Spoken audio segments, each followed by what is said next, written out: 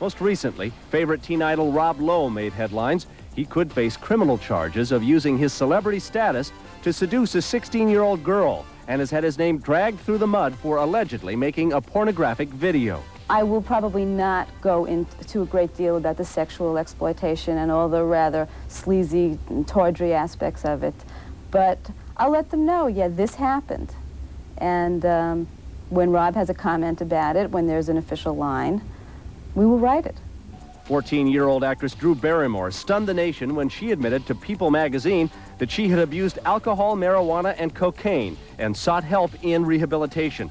Actor Corey Haim recently went public with his story of drug abuse. I'm not going to call it a phase because it wasn't a phase. It was an addiction, you know, and I will always be an addict for the rest of my life now.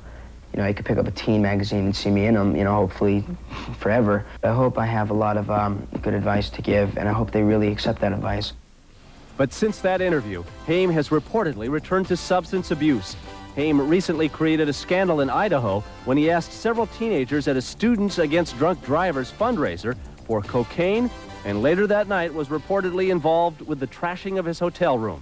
Young actor Todd Bridges wasn't given the chance to make the same mistake twice. He's in Los Angeles County Jail facing attempted murder charges and says cocaine caused his problems and admits the pressure to be perfect and the availability of drugs could affect many other teen stars. What I'm seeing now, from before I was in here, when I was outside, I saw a lot of people, a lot of kids, celebrity kids, starting to do it, starting to get involved in it. And what they don't realize, if they don't get help and get out of it soon, they're going to have a lot of problems and a lot of trouble. Other stars make controversy a calculated choice. Cosby kid Lisa Bonet was considered a rising star with her own series when she decided to change her image by posing nearly nude for an issue of Rolling Stone's magazine. This squelched any schoolgirl stereotype of her Cosby character that may have been left after her controversial nude love scene in the movie Angel Heart. I'm not just a one-dimensional actress where I feel that, you know, I had to really be devoted to Denise or, you know, that character. This is a golden opportunity for all of us. Now, for me, it solves my short-term living situation.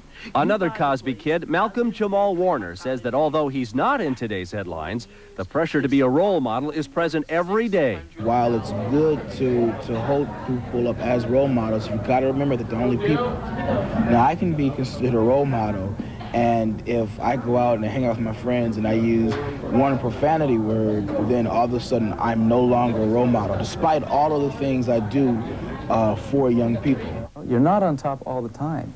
And if you hit a valley, you know, there's always somebody else to highlight. Why dig up dirt?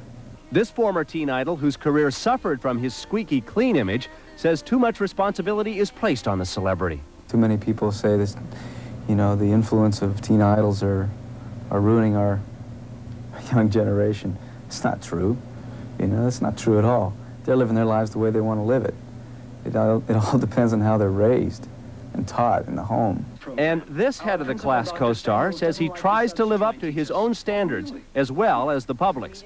But he also thinks there's a time to draw the line. I think there has to come a time where we say, hey, they're human, they make mistakes, some bigger than others, but I feel press-wise we should only really get into it to a certain extent. After that is just, I don't think they're the issues that really America should be focusing on right now.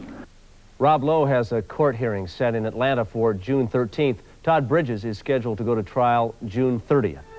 Indiana Jones and the Last Crusade has made over $53 million in little more than 1 week. Once again, Harrison Ford finds himself all alone at the top of the box office, a spot that fits him like a felt fedora.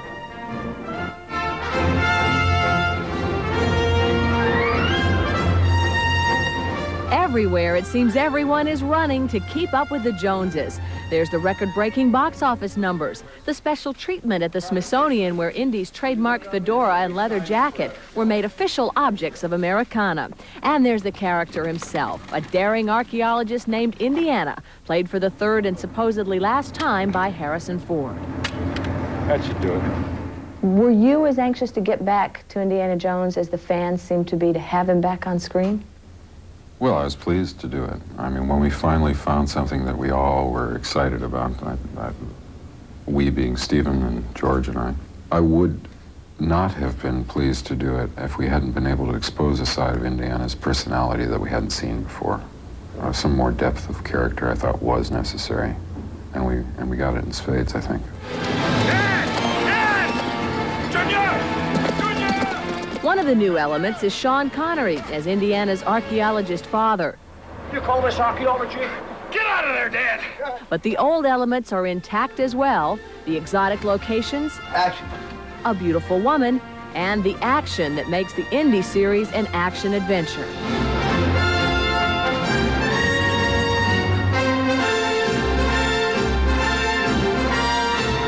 Kids, don't try this at home. It's really best left to professionals like us. People who really know what they're doing. You have almost a Cary Grant characteristic about you in that you make the work look so effortless. Is it really, I mean, or was it the first time out? It's never effortless. I mean, it's rarely easy.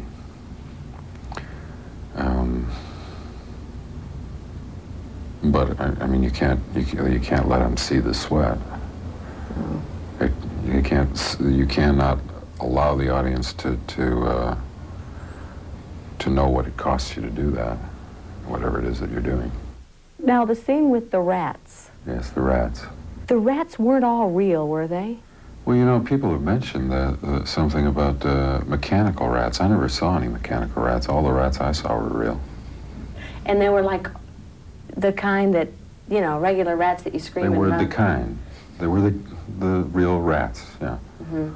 And you don't have any equivocation about doing scenes with sort of reptiles and rats and all the stuff you've been involved with? No, it's people that worry me.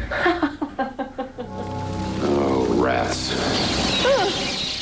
With all the action surrounding Indiana, it's surprising that Harrison Ford lives a rather low-key life in Wyoming with his family. It's only to promote a new film that will entice him into interviews. As well as being a pretty face, I'm a businessman. I mean, this is my job. I have one product. It's the services I provide as an actor. It seems to me foolish not to support the enterprise. And it's an enterprise supporting him well enough to pick and choose the projects he wants to do and when he wants to do them. I just want to do good work with good people. And it's been like that from the very beginning. That looks great. No, just another day at the office. When Indiana Jones and the Last Crusade reaches the top 10 box office list of all time, which it is destined to do, Harrison Ford will lay claim to the lead role in 6 of those 10 movies. Amazing. Well, the new Indiana Jones movie is scoring big points with moviegoers, placing 4th on the list of the last 100 movies surveyed by Movie Track. The only thing they didn't like is the fact that this may be Indiana's last adventure. Right on target. That's what audiences are saying about Indy's latest adventure. We found it. Almost all the theaters we surveyed were sold out, and nearly everyone thought the adventure was outstanding or above average. Hollywood accountants will be happy to hear that nearly 6 out of 10 people were so impressed, they'd pay to see Indy do it all over again. Dr. Jones. Yes? Sean Connery was a big hit as Indy's dad. Look, we'll discuss this later, or she'd have mailed it to the Marx brothers. Will you take it easy? Take it easy?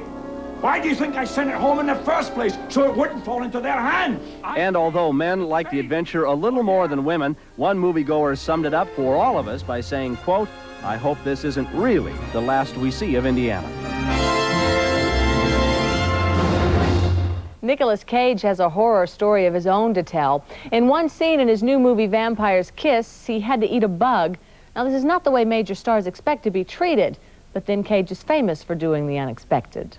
Alva!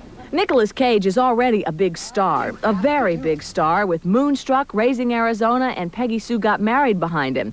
So his role in the offbeat Vampire's Kiss is something of a surprise.